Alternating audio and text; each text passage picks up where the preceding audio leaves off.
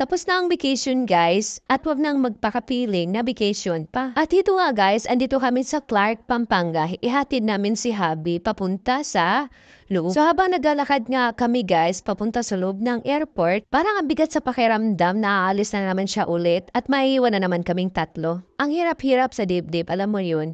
So hindi ko na lang iniisip, ini-enjoy ko na lang yung sarili ko sa pagkukuha ng video para hindi ko maisip na alis nga siya ulit. At mabuti na lang guys, ang mga anak ko ay nakamove on na. Hindi tulad ng dati na kapag umalis ang daddy nila ay talagang nag-iiyak sila. At kahit papaano ay naibsa ng aking lungkot dahil dati kasi kapag umaalis ang kanilang daddy, ay umiiyak sila, pati na rin ako ay nalulungkot. Tiis-tiis na lang talaga guys, papasa saan pat matatapos din ang aming mga plano at wala nang aalis pa.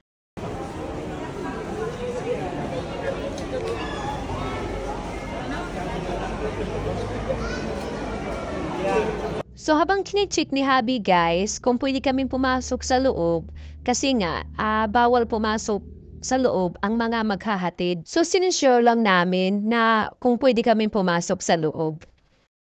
So ito nga guys, andito nga kami sa loob at mabuti naman at pinapasok kami. Dapat dalawa lang ang pwede. Pero mga bata pa naman yung kasama ko at mga anak namin kaya pinayagan na kaming makapasok. So titignan nga ni Habi guys kung pwede na siyang mag-check-in baggage para uupo na lang kami sa gilid habang hinihintay yung flight niya papasok sa eroplano.